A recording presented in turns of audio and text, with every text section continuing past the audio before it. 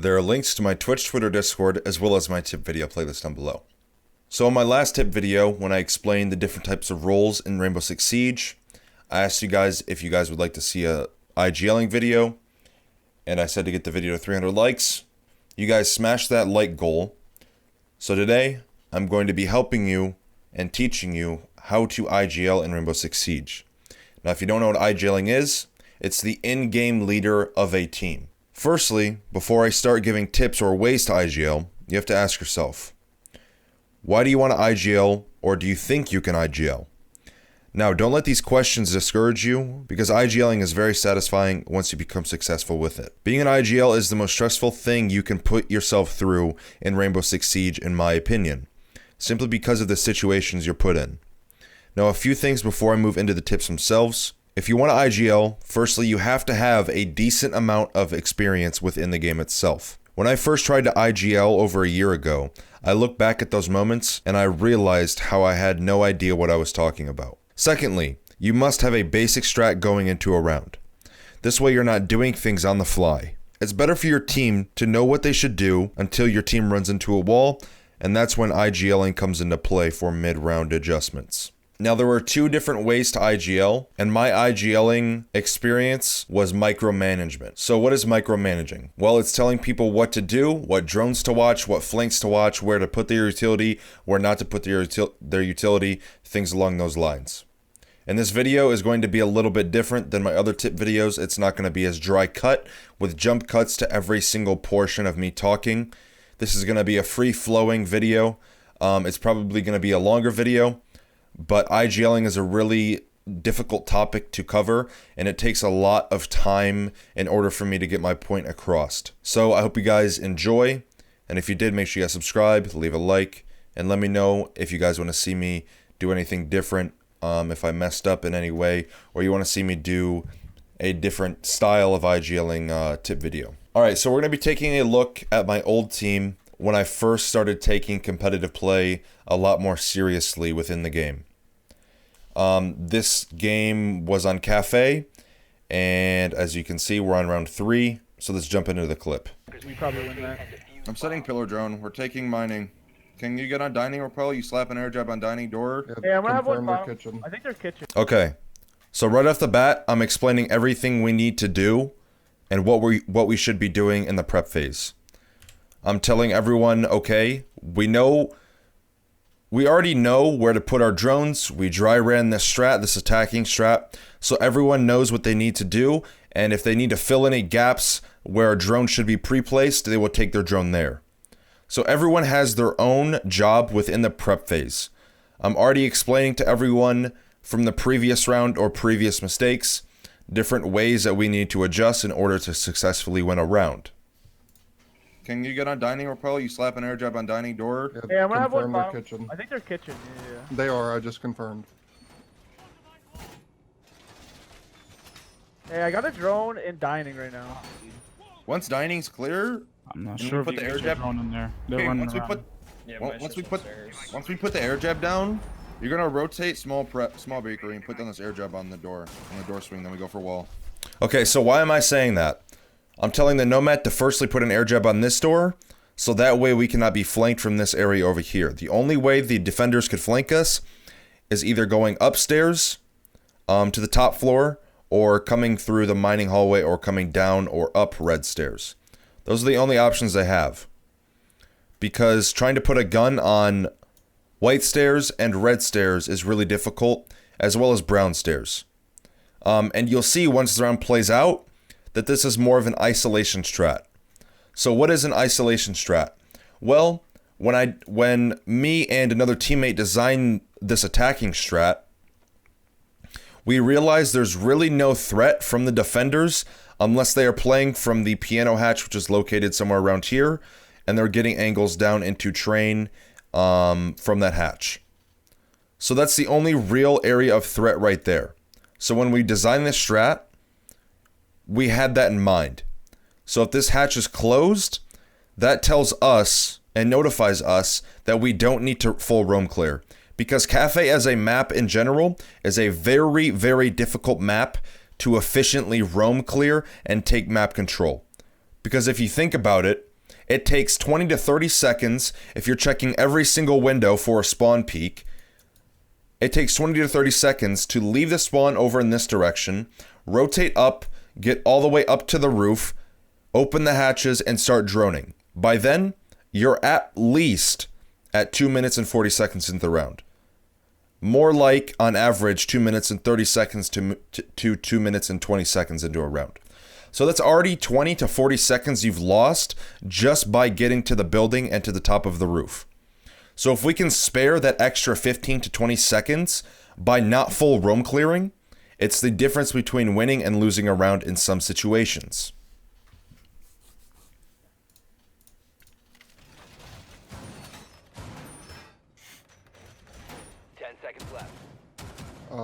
An invisible man shot my drone in reading.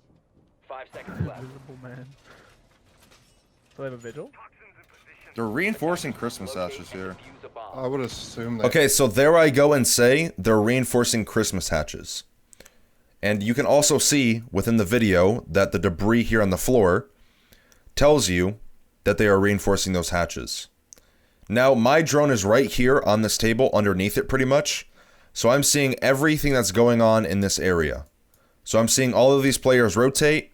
So I already know what they're most likely going to be doing.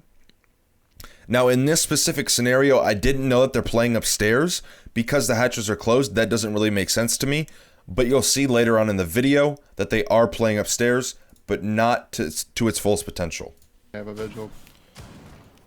I didn't see anyone in there on my drone. Legion's 90 right now in mining. Legion's in mining. Okay, so what am I doing? As soon as the round starts, I get back on my drone. I see this Legion rotating through 90 hallway here. Now, this is a pretty default way for my old team to attack this strat, or to attack this map, rather. I literally sit and spawn until we get all of the map control we need for vertical play, which is pretty much in this area right here and here. We isolate again. We isolate. We don't take reading control because it's not needed. We don't take white stairs control because it's not needed. We don't take pillar control because it's not needed. The only control we need to successfully get our plant and our attack done is vertical play in these rooms here. That's all we need. So wasting the extra time taking reading, pillar, white stairs, and potentially upstairs control is time that we really don't have, and that's time that we really shouldn't be spending if we don't have to. Are we taking all the way upstairs? Hold on, let me drone here. Legion went back dining. Okay. So, you just heard one of my teammates say, hey, are we taking fully upstairs? And I said, wait, hold on. Now, partially that's my fault as an IGL for not going in with a straight game plan, but this is our default attack strat, so we should all know what we're doing until I call otherwise. Now, I called the Legion going back and dining, so that tells me that they're most likely going to be playing upstairs. Now, by this point, this is my drone here. You can follow it through the video if you would like, so that way you can understand what I'm calling out and what I'm seeing. So I see this reinforcement here, so that tells me they're holding upstairs to some form. Okay, no hatches closed. You just take train. Yo, this is reinforced? You can... Mozzie's playing in... That was a pretty bad call by me, Mozzie but... press on your door? Yeats, take this right now. Take mining, Yeah. Yo, close left. In hallway. Who is it? It's, Mozzie. Okay, so, since I called that this hallway was clear, and I called mining was clear, and I called train was clear, this is where the isolation starts. Because I still know this Legion is somewhere in dining, and I'm not going to waste my drone driving it through the fireplace to know exactly where he's at. That's just a waste of a drone, in my opinion. So this is where the isolation starts. Now, we didn't really know the Mozzie was right here, but I eventually got that intel to our side, and the Mozzie, fortunately rotated out. So that was good on our portion. Now look at this. We have 2 players in the map taking control within 40 seconds of the round. That's really good. This is where the isolation begins, as I said.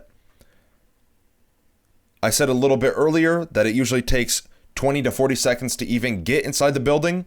So off the bat, we're already making good time, and this is what I'm looking at as an IGL. I'm looking at our timing, I'm looking at our tempo, and I'm making sure that our attack strategy is going without hiccups and trying to smooth everything out if we do run into a speed bump. My fireplace door. Hey, he's in fireplace still. Now, this is unfortunate. This is partially the entry's fault, but it is also our fault. I did call the Legion dining, as I said, and the entry swung a little bit too wide. He should have just been holding this angle here for the rotate. We do have the Nomad on dining rappel. She's putting down the air jab above this door. So that is partially my fault and the entry's fault because he wide swung too much and we didn't have accurate intel on this Legion. Yeah, one in fireplace. Fireplace lit. Fireplace dead. Shoot the Mozzie pest on this mining. Okay, so you can see my drone here. This is my second drone. This is the last drone that I have. Now the Nomad did just kill the Legion. They traded, which is a huge upset because now that opens up the red stairs for a flank.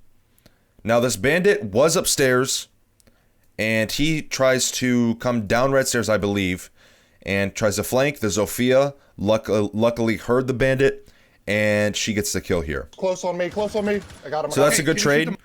So not only did we trade the Legion for the sledge, but we also traded we got the man advantage back rather from the bandit. So that's good.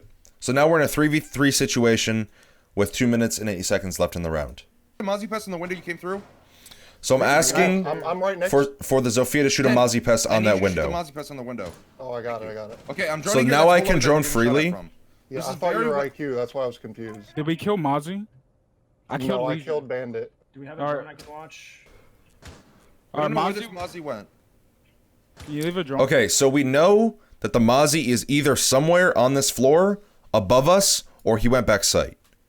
Now I'm double checking and making sure that he isn't in any area where he can kill us from, because the only real danger is this doorway right here. They can get angles from pillars into this doorway, cut off crosses, and that's a no-go. So that is why I'm droning pillar in this situation, because I know that this area right here is the only death box that we can really have, because we have the air jab on white door, so we know that they cannot come from white stairs, and the Zofia also just killed a bandit on red stairs in this area. So that tells me as an IGL, okay, we have a 3v3 situation with around 2 minutes left. So the likelihood of someone walking up red stairs again or trying to flank from red stairs side is very, very unlikely because one of their teammates just died in that area. I shot 2 batteries. Yo, he's in pillar. P3. Yo, brown. Okay. So now the Zofia and the IQ hear the call out of P3 Mozzie, and you can notice this whole time that if you watch my drone stays alive this entire round, because I try to take pride in being a pretty decent droner, and I know when to drone aggressively and when to drone passively. So I noticed a Mozzie was there, and I'm pretty sure I take it back into cover once I see him, which is a reason why my drone was alive this entire round pretty much. I killed Bandit. Do we have a drone I can watch? I don't know where this Mozzie went. Can you leave a drone? I shot 2 batteries. Yo, he's in pillar. P3. So exactly right there. You saw that my drone went around this corner, checked this rat corner here, and then as soon as I saw him in this area, I jumped it behind this pillar so that way he could not shoot it.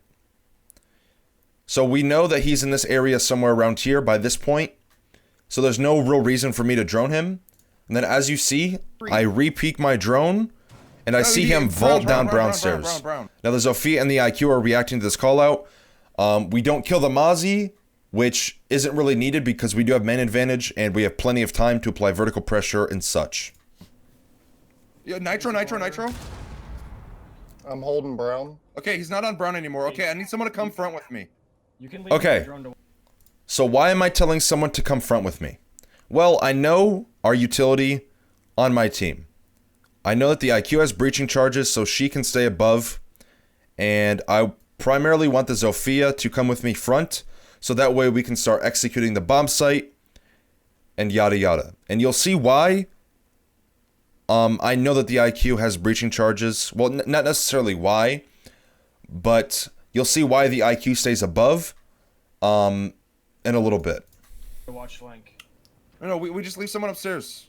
I have to take my drone site. I'm coming front right now.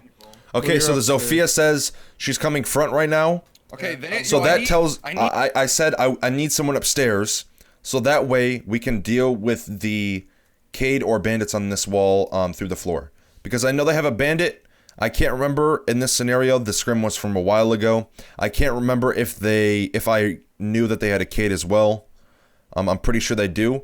But in any scenario, or not necessarily any scenario, but in this specific scenario, I knew they had a bandit, so I knew I needed someone with vertical pressure to get rid of these Cades or bandits off the wall, so that way I could successfully open the wall. need someone to use your go above breaches. wall. I need someone to go. Okay, Maestro's playing Cupcake. Yo, 10, go small prep window and impact it. Maestro's here. Okay, Cup- so I'm not necessarily calling for this IQ to get rid of the bandits or the Cades off the wall. I couldn't really get the call out because I got preoccupied by calling the Maestro and the Cade Cupcake. I'm pretty sure the Maestro is Cupcake, actually. Which, if you don't know what Cupcake is, it's the little desk in bakery. So as you heard, I said to the Zofia, Cupcake. hey, Playing Cupcake. Yo, 10, go small prep window and impact it. Maestro's here. Okay, so you just heard me say, go to small bakery window and impact the wall here so you can see the Maestro Cupcake. Now, the reason I'm doing that is because I saw that wall soft on my drone. Now, we don't know exactly where the Maestro's at this point because my drone is right here. As I said previously, my drone pretty much stays alive for this entire round because I like to take pride in my droning and I think I'm a pretty good droner. So my drone stayed alive this whole round because I knew what I needed to drone and what I didn't need to drone. And that's pretty much what you need to do on support. You need to be droning a lot, planting, droning, breaching, whatever you need to do. You're not really looking for kills. You're trying to let the entries do their jobs. So I told this Zofia to impact the wall somewhere around this area. She impacts it. The Maestro left Cupcake somewhere around in that area, and he went in prep. Cupcake. Leave your Big drone prep, away. Big prep now. Big prep now. Open He's the big boat. prep left side. I need someone to shoot these bandits off the wall. I got it. The Cade. I opened the wall. Okay, so there you just heard me. I need someone to shoot the bandits or the Cades off the wall. Now you can see on the wall that there's no bandits, so that's a Cade on that wall. And you can also see that the Maestro snuck his way back into Cupcake, which again is this little bar right here. We're gonna be behind you. He's still there. He's still there prone. Okay, so the Maestro snuck his way back in. I got on my drone. I droned a little bit too late in that situation. But luckily the IQ, I'm pretty sure, kills the Mozzie trying to come up red stairs somewhere. So now it is a 2v2 situation. Now we still have plenty of time to form a site execute in this situation. I couldn't see him. Hey, go down to help. He's bakery prone. Oh, he left. He's small Oh, prep, there small you go. bakery. Okay, so I still have my drone. I got the intel on the Maestro, and I saw him there. Now, I'm pretty sure a teammate got on that drone once they're dead, but they can't really see much because the Cupcake desk is blocking that angle. But I got enough intel in order for me to peek him. And I do whiff a few shots here because my game He's still did there. lag. I Yeah, remember he's this there. round. He's peeking you. My game lighter. Now, in I this need you situation, the IQ rotated. I said, I need you here, but she was already rotating before I even started engaging in the Maestro. So that's good. The IQ, you will see, shoots the Maestro in the back. He dies. So we know that we have at least this control here just because the Maestro dies. Now, we don't really know where this Cade is at, but I know he's probably not going to be where this Maestro is at right now. pushing in. He's pushing you. There you go. There you go. Okay, Good yo, shit. oh my god, my Hey, game shoot lags. default cam, homie. Yeah, I know. I have to reload.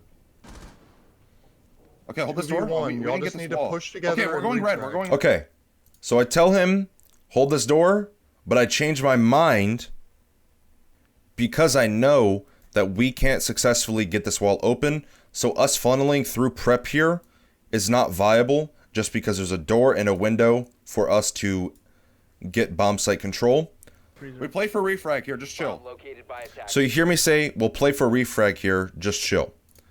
Since it is a 2v1 situation, time is getting low, but I know we have enough time to refrag off of, and you can still see my drone alive, and I'm droning the bomb site through prep. Okay, Leave watch it the there, drone. leave it Drone there. 4, drone 4. Okay, we go fast. We go Okay, he's fast. still there. He's still kitchen side. He's still kitchen side. He peeked. He's in. I'm trying to ping. They're good. Okay. Shit, good shit. So, a few things there. Firstly, I left my drone in this area, so that way, for the cross of the Cade, they could see from this drone. And my teammate was calling it out. And another thing in this situation, you hear me say, okay, we go fast here, we play for refrag. I didn't have enough time to say where he was at, because we didn't really have a call out for this area at that time.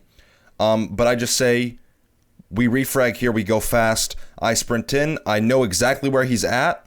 So I start taking the gunfight. The IQ, for some reason, goes red hallway. But in the end, it worked out in our favor.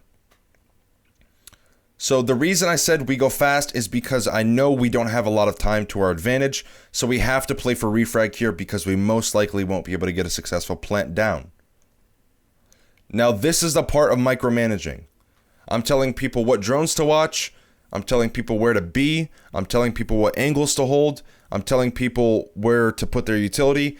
As I said with the IQ trying to get the Cade or the bandits off the wall.